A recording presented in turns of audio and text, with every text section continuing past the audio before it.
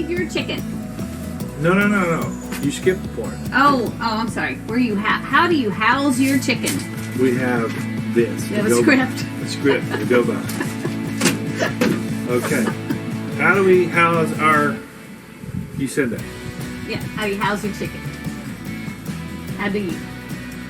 We do it a lot of ways. Well, right. We have just about every way possible that you can house a chicken. Mm-hmm. We have the mobile coops. We do. That are called... Chicken tractors. They're not like a Kubota or a John Deere. They're just movable pens. And we have 2 different sizes. At the moment. We have big ones and we have little ones at the moment, yes. We probably will have other sizes at some point. And you can go to our other YouTube videos and see how to build them. And see our 2 different sizes. That's right. So, that's the ones I like. The movable chicken tractors, because it cuts down on our feed for one thing. And it fertilizes everywhere you have the chicken pen. They're settled. They're constantly eating the grass and pooping, going through the anatomy that she just talked about, and they're putting it right back onto the ground. Mm-hmm. It's pretty hot. Chicken manure is hot. What does hot mean? High nitrogen. You're the science teacher. High nitrogen. But if it's moved every day, if it sits there for a long period of time, it could really burn up your lawn or whatever. But if it's moved every day and it's just limited amount being dropped day by day, then it's not going to burn it up. It's going to fertilize. Right. And the other type of coops are the stationary type that have the chicken runs and all that stuff, that has the roosts and all that. The boxes. And the nest boxes and stuff like that. Our chicken tractors, we don't have any mature hens in there, so we don't have to worry about putting nest boxes in there. Don't even have roosts in them, actually, so they just sleep on the ground or up on the water. Well, the little ones have roosts. The little chicken little ones have roosts, but the big chicken tractors don't have roosts.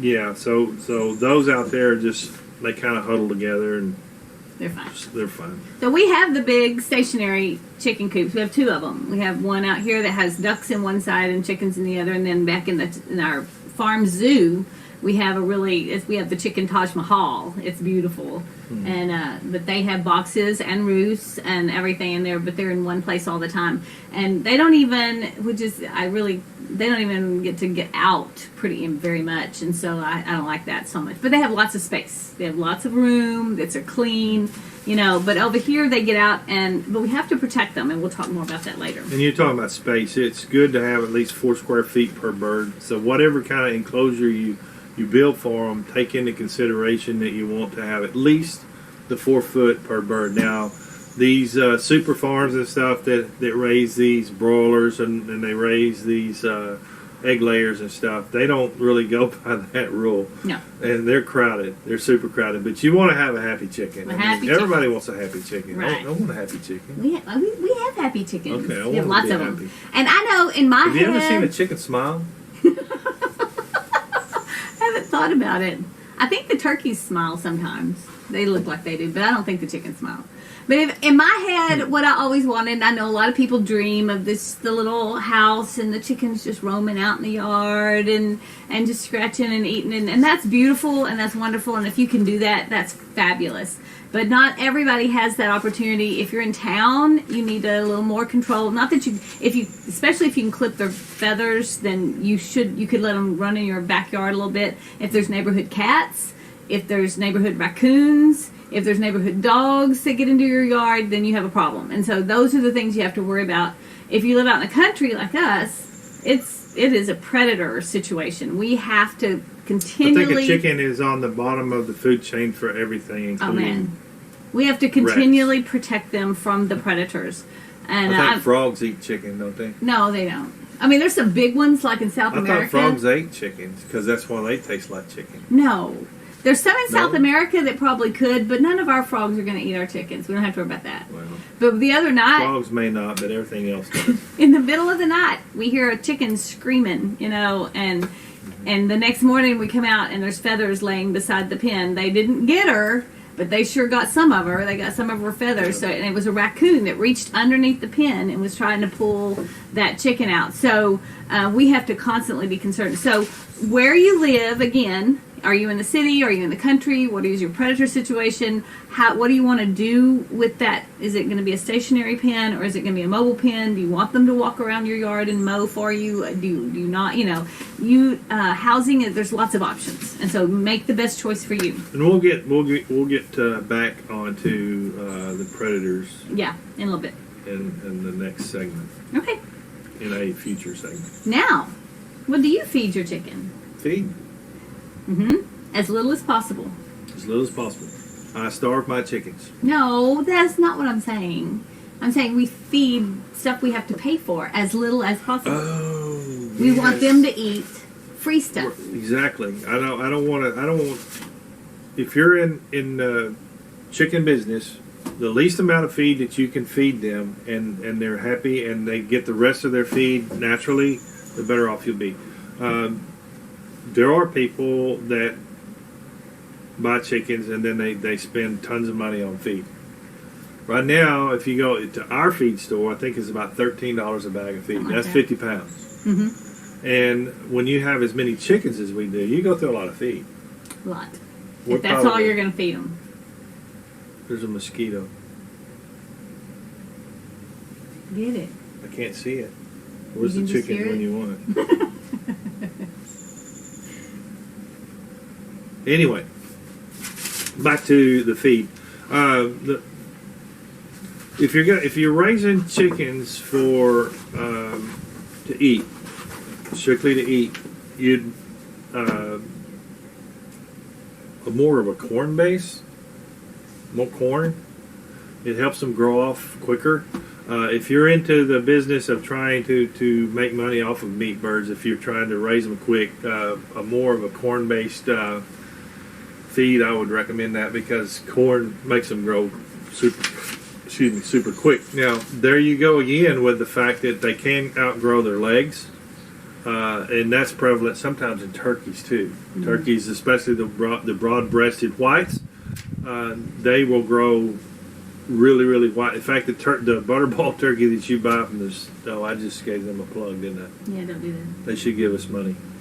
So Butterball owes us money now because we plugged their turkeys. But anyway, if you those particular birds are bred specifically to grow off fast and from chick to freezer, really quick. That's what you want. So if you're doing the meat birds and you want them to get big quick, more of a corn-based protein would work good. Now, eggs, if you want the egg production, you want at least a 20%. They have a 15%, and they might do good on that, but I like the 20% protein because that ensures that they get enough protein to produce the eggs. And making an egg, a hen, it takes a lot out of her. Oh, yeah. So you have to keep their protein levels pretty high. Now, a lot of people choose to be totally 100% organic. Good luck with that. Not saying you can't, not saying that you can't do well with that, but you're going to pay probably 25%, maybe even 50% more on your feed. Yeah, if you're buying organic feed.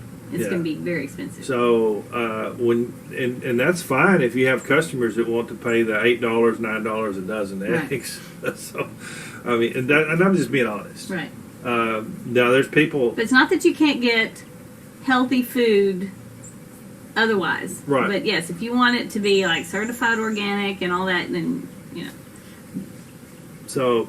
And some people do, and I'm not saying that people aren't successful at it. We don't really do that so much. I mean, we give our chickens a good quality feed, and they're on the grass in the pen, so they're getting a lot of grass. They're getting bugs, and if you get a healthy egg, the best way to tell if you get healthy eggs is when you crack it open, and first of all, the yolk is rounded. It's not flat on top, so it's rounded. So it's a fresh egg. And the second thing is it's almost this color. The yolk is. I mean, it's a golden. I mean, it's real bright. It's not pale. Right. I've gotten eggs from the store, and you break them open, and it's just a pale looking color like her walls. So, but that's what you strive for. Now, some people can supplement with food scraps. I mean, stuff that's left over off the table. They'll eat bread. They'll eat vegetables, fruits. And we give ours some of that too, and we give them leftover stuff out of the gardens too. However, don't do that too much too often because they will get fat. Nobody likes a fat chicken. Because they're lazy. Yeah. If they're lazy, that means they're not doing their job. Yeah, it's just like the Romans. They got fat and lazy. Didn't they? Yeah. Oh, you're science, not history. Okay. Anyway, nobody likes a fat chicken. Somebody might. Yeah, maybe. Maybe. Well, if you like a fat chicken, give them lots of scraps and stuff. There you go. And if you really want to fatten them up, give them scratch. Now, you can buy scratch in 25 or 50 pound bags or even maybe 5 pound bags. And mainly all that is just grains. From sunflower seeds on up to corn, ground up corn. There again, you're going to be fattening up that chicken. And when they get fat, especially if you have layers, they're not going to lay. Yeah, but if you're wanting them for meat, then do it. Doesn't matter. Do it. Oyster shell. We went out the other day to collect eggs, and then we found an egg that actually did not have a hard shell on it. It didn't. It was just that soft shell. You remember in biology when you soak the egg in vinegar overnight? This is a science teacher and her coming through. And the next day it was just the egg without a shell, and so you did the osmosis lab. Okay, but this was born that way. I mean, it was laid that way. And so that was a clue that maybe we needed to add some calcium to a chicken's diet. It only happened the one time, and so we're not super concerned about it, but that was freaky when it happened. But if there's issues with the shells, then they may need calcium. That's a good indication, yeah, that they don't have enough calcium in their diet. So you can, a couple ways other than the, you said oyster shell. You can buy that at the feed stores. I almost said Tractor Supply, and then they would have to pay us. Or Atwoods. I could have said Atwoods, and then they'd have to pay us for plugs for them too. So I'm not saying those names because they're not going to pay us. So, but anyway, you can buy oyster shell or what is it, calcium? Yeah, there's some calcium stuff. That will make sure that they have plenty of eggshell making material in their body. Another way, and I don't really recommend this because it could cause problems in some other areas, but you can, every time you break your eggs in the morning to scramble them or fry them or whatever you do with them, keep the shells. Mm-hmm. Keep the shells and grind them up and then take them back and give them to the chickens, and they'll eat them. But it could promote a problem of them wanting to peck eggs. They want to peck their eggs because they get used to eating the shell, and then they say, oh, you know what, I can lay this egg and then I can eat it too. So if you want your egg and eat it too, there you go. That's how they do it. So I've heard of plenty of people that do that, feed the eggs, the shell back to them. But I think if you grind it up small enough where it's not like the shell, it could probably be fine. Have you met our chickens? Our chickens, yeah. Yeah, but yeah, if an egg is laying on the ground somewhere, they're after it. They're gonna peck it. So anyway, okay.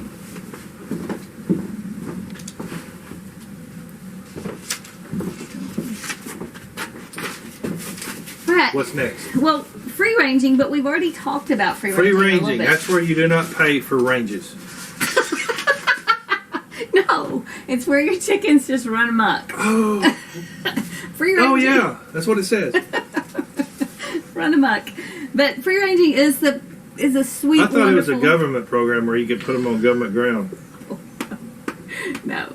So if you can free range your chickens, and there's a lot of people that that when you look at eggs in the store and they say free range chickens, well, that means that they were just allowed to walk around in a field, and that's fine. Not necessarily. Well, that I know. There's ways around everything, and the government lets you slip through some hoops. Actually, I have read about free range chickens, and their free range was all they did was they opened up the two front doors, even though they were still screened behind them, but the two front doors of the chicken pen were opened up so they could actually get daylight. So they could see outside. Yeah, they couldn't go there, but they could see it. They allowed and they allowed that to be free range. Yeah. Okay, so you have to question everything. Question everything. But if you especially want free range, government stuff. Well, I understand. So let's don't go there.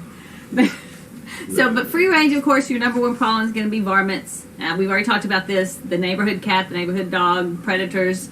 If they're out there, they're susceptible to being killed. And I can't tell you how many people have come bought chickens from us and said, well, I had 20 and then the coyotes got them, or the raccoons got them, or the possums got them. And so that's just something you have to be diligent about. And it's going to happen. If you have chickens, it's going to happen. Something's going to get them, or at least one of them at some point. So free range is optimal. It's perfect. It's wonderful, except for the fact that they are now out there. There are prey. Electric fences that you can buy from a reputable company. A very reputable. See, I didn't say Premier. You didn't say Premier. I didn't. That's good. That way they won't have to pay us. Right. But anyway, you can put these electric netting out there, and you can let them out during the day, and they can get all the grass, and you can do a bigger area. Instead of having them confined into a bottomless chicken tractor that you move every day, you could park this chicken pen out there and just let them out every day. It's really cool. It runs on solar electricity, so it's electrified. But so it keeps. But don't say Premier. Okay, but so that keeps things out and keeps things in, and so that's one way to free range. We say their names. We have to put in the credits. Do we? I think so. Okay, it's a safer way to free range. Okay, now we've talked about. You want to say anything more about varmints, predators, things? Like I said, we've told you we have. This is what we're here. Do we have a section just on varmints? I don't think so. I don't know. I don't know either. Anyway, yes. A lot of times, if now's as good time as any. Well, it is. We're scaring them already on varmints. No, varmints is coming right up, so you're good. Oh, it's coming up. Yeah. Okay. So what you want to do is you want to house your chickens at night. You want to put them up. You just go out and lock them into a good varmint-proof pen. If you don't, let me tell you that those coyotes have been coming checking every night. They're going to find that one night that you don't do it, and you're going to go out there and there'll be feathers everywhere, or the raccoons. Our biggest predators here are the raccoons. I've caught them. They'll come up on the back porch and eat the cat food. Absolutely. And they'll eat our kittens. They did eat our kittens. Raccoons are very, very bad. Owls. We have big hawks. We had to put netting over the top of our open pens in the back just to keep the hawks out because they were flying in. I was losing a chicken a day. And I'm like, what's getting in here? You know what? So finally I went down there and a hawk flew out. And so I figured out, well, we got this problem. So we had to put netting over the top. And you can buy that at different places. Right. I'm not gonna throw out any like Stromberg's if you got their thing. Their catalog. You can. But neighborhood dogs are probably one of the biggest issues. A lot of times they just want to play with them. Yeah. But they don't know how to play fair. So first thing you know, they've got their neck snapped and slobbered all over. Even dogs that are raised as guard dogs, like Pyrenees and stuff like that. I mean, that's what they're raised have to be for. Trained. If they're not trained and raised up with that flock of chickens or whatever, so that they understand, they can play too hard, and that can be a problem. So just understand that that's an issue. There's the fox. The fox are they always say sly as a fox, and the reason is because they'll come and get one chicken and be gone, and you just come out there one day and then you're just. If you had 13 chickens, you go out there the next day, you just have 12. Where's number 13? You have no idea where it went. They don't really leave a trace of anything. There's no feathers or anything. It's a quick, clean deal. Now, a raccoon will literally dissect a chicken through the pen. So if you're just relying what we call chicken wire, which is a little, what's that, hexagon? Hexagon shaped wire. They can get their hands through there, and if they can reach a chicken, they will literally dissect that chicken and pull it through the chicken wire. In pieces. In pieces. So there's just blood and guts. That's not pretty. No, it's not pretty. No. It's just all over the place. No. And they will stay there and eat the whole flock, pretty much. Skunks, possums, snakes. Your favorite. I hate snakes. We killed one the other night. I hate snakes. Getting into the chicken pen. I wasn't with him that time. It was one of the few times I was not with him. I don't care what kind of snake it is. It's trying to kill you. No. I don't care if it's garden snake, rat snake, whatever. It's trying to kill you. It's a fact. It's biblical to try to kill them, sister. Kill them with the heel of your foot. There you go. So, anyway, chicken snakes. They're the worst. If you have chickens, you're going to have chicken snakes. That's a fact. One of the things that happens is you go out to the nest, and a lot of people have this same story. They're la la la la. They got their little bucket, and they just reach in there and they get the eggs and they put them in there. And then they reach over here, grab the eggs and put them in the bucket. And they reach in here, and then guess what? It's a snake. It's not no chicken egg in there. There's a chicken egg in there, but it's in the belly of that snake. And there ain't nothing worse than reaching in and touching a daggum old slimy old greasy old snake. I didn't touch them. I just looked. I'm very careful to look. Look at that cat. She's trying to get the birdhouse. You leave those birds alone. But speaking of predators and prey, right there, our cat trying to get our birds. You leave that bird alone. But yeah, the snakes will be in there, and if you are noticing you're not getting so many eggs, and the nest is ruffled up, it's not neatly pressed down because the hens will press it down. Then there's probably a snake either in it or close to it, or under it. A lot of times, if the hay is ruffled up and stuff, there is a snake underneath it. And what they do, they will lay there, literally lay there. The hens will get into the nest, and the snake is underneath. And they will lay the egg, and as soon as the hen gets off the nest, the egg goes into the digestive system of the snake. I have killed chicken snakes that had little ripples in their belly, 4 or 5 of them, and it's eggs. And what they do is their muscles can't bust the egg, and so what they do is they will go wrap around something that's stiff, and then they will constrict, and then it crushes the eggs, and then they can digest them. Yeah. So, what I like to do is put golf balls in the nest. Let them eat that for dinner. I have found my golf balls in various places of the farm where the golf ball made it and the chicken snake didn't. Yeah. Okay, so we've already talked about chicken tractors. Yes. And if you are interested in chicken tractors, there's a plethora of YouTube videos including ours. Real Farm, Real Fun, Sunset Hill Tree Farm, and so there's a plethora out there. Real Farm, Real Fun, Sunset Hill Tree Farm. Yeah, so there's some of ours that talk about chicken tractors as well. Chickens in the City. You've heard of Sex in the City. It's a show.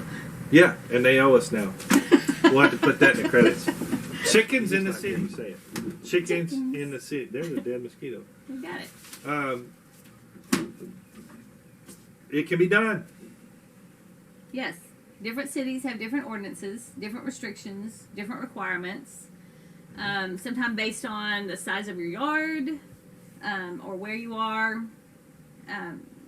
We looked it up, and we think we're not for sure, but we think even like in Fort Worth, you can have up to 25 chickens. Based on the size of your lot. Based on the size of your lot. And so now roosters are pretty much a no-no everywhere. Not necessarily, but most of the time. But chickens, the cities are allowing those more and more. Mm-hmm. You just need to go and if you live in the city and you want to have chickens, the best thing to do is just call City Hall and say, hey, what can we do about chickens? And they have their rules. They have or utilize your county agent. Yes. Like we are doing here. And what's his name? Justin Hale. Justin Hale. Hey, Justin. Plugs up for Justin. We'll have to put his name in the credits. There you go. County agent. That's a person you really ought to get to know. So you check with the city for the ordinances and the restrictions. Like she said, most places don't. They frown on roosters. Now, here's the cool thing: to have chickens, to lay an egg. A lot of people don't know this. You don't have to have a rooster for it to lay an egg. Yeah. Who knew? Well, we did. We did. We did. You didn't. Some of them. Not everybody. Well, not that one. But the other one didn't know. Right? Right. No one right there. Right. Yeah. Didn't know. Didn't know. No, you don't have to have a rooster. No. To lay an egg. You have to have a rooster to get a fertilized egg and have new babies, but chickens just lay eggs. And that's a good thing. We're talking about sex in the city. Anyway, I mean chickens, excuse me. Chickens in the city.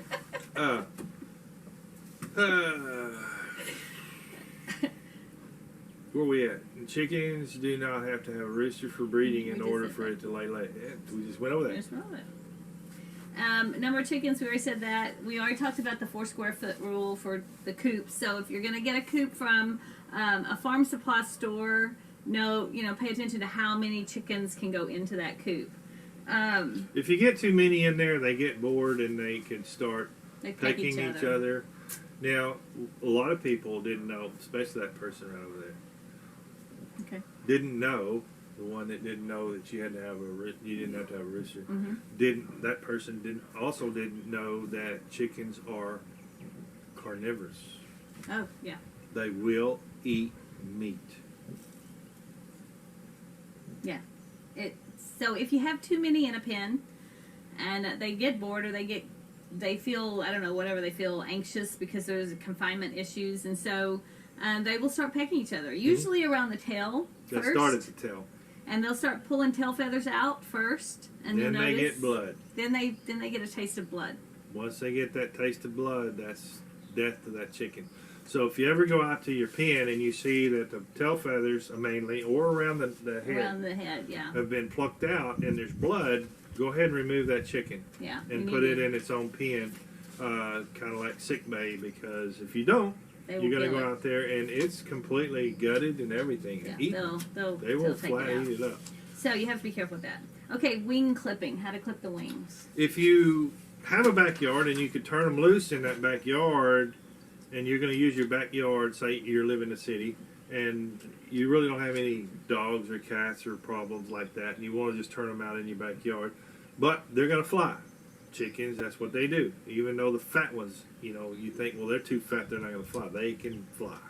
Trust me. They may not fly very far, but they can get up onto the fence and then fly over into your neighbor's yard. And guess what? Your neighbor didn't want chickens. And now he's got chickens.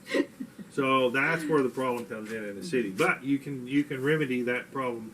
You can pull their little wing feathers out, and then you can clip them. They're what they call flat feathers. You just clip them about halfway off. And some people will do one wing, and some other people say that's not enough, which I'm one of those people. Right. I've clipped one wing before thinking that the most they can do is fly in a circle. They can still make it up to the top of their fence and then over into the neighbor's yard, and then you have to do it. So if you order chickens, you can have them debeaked. Chicks, baby chicks. They can come debeaked. And what they do is they take off the little part of the beak, and it keeps them from pecking. The top part. They can still eat. Yeah. Right. They can still eat and everything, but they can no longer peck each other, and so you don't. But just don't put your chickens in that situation. Just don't have too many chickens in one spot, and if they start being ugly, take the bad one, take the one that's being picked on out, and hopefully have a place that you can put it by itself for a while. And especially if they've already drawn blood, do not leave it in there. No. Do not. They're carnivorous, and they will flat kill the bloody chicken and will literally eat it. It's awful. It's awful. I can't believe they do it, but they do. Okay, so moving a chicken. Well, before we do that, let's talk about how to introduce a chicken to. That's what I was about to ask. That's what I'm saying. Moving a chicken into a flock. Ow! Get it! Oh man. She nailed me. What? You wanted my attention. Wow.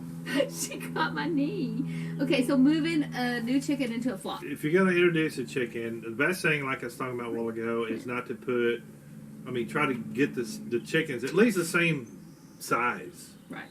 Now, I understand that bantams are bantams and heavy breeds are heavy breeds, but at least a full-grown, mature bantam can take care of themselves to some degree. Right. So that's not really what I'm talking about there, but I'm talking about a younger chicken, say a 3-month or 4-month-old chicken that's not quite matured all the way, and putting them in with the other chickens. There's a way to do it, and that the survivability is going to be a lot greater. Mm-hmm. If you'll take and put them in a smaller pen inside the big pen. So they're inside of the smaller pen, and the other chickens can go around and round and round and growl at it and do whatever chickens do, and they can call them names or whatever. And They smell. Whatever they do. But the pecking order can be established and never a fight. So it can so be there's no physical contact. Hey, it's like, hey, I see you. Yeah. Doing this thing. Yeah. So you know who's boss. So anyway, it's not me. Anyway, they can figure it out before they ever, and you can do that. You can leave them in there, upwards of maybe a week. Leave them in their smaller pen and let the other ones, and let them acclimate. That's a good word. That's acclimate. a good word.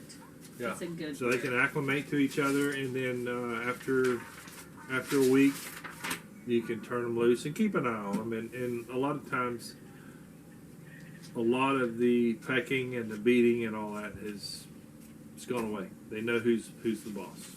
Sometimes I've heard somebody people that come out here and buy chickens from us always ask about that, about how do we introduce these to our flock. And one person was like, if you just sneak them in there at night while they're on the roofs, the next morning they wake up and go, what just happened? And so I don't know. If they're all the same size, and there's still going to be some questioning about who are you and how'd you get here kind of thing. But for that could work. Well, another way is if you have a chicken tractor and you've got this group of chicken over here it's not in the chicken tractor itself. Say the chicken tractor is empty. Right. So you're going to introduce this group of chickens and this group over here. You throw them all in there at the same time. Nobody knows who's the boss because right. 2 whole tribes. They're all running around like, ooh, I have no idea. I don't know where I'm at or who these people are or chickens are. So you can confuse them all, and then they establish that pecking order in a less aggressive way. Exactly. Right. And so they can do that. And that's what we do in these chicken tractors. A lot of times we'll combine little groups of chickens because that's one of our biggest problems on this farm is we have chickens everywhere. Right. We have a group here in this pen, and we have some over here, some younger ones over here, some younger ones over there. We've got some chicks that have been raised by the hens, and now she's gone back to laying eggs, and so these need to be moved. So we're all time combining chickens here, and that's one of the ways that we do it is we put 2 different groups into a new facility, and they're all like, I don't know what the pecking order is. I have no idea. So they establish it less aggressive.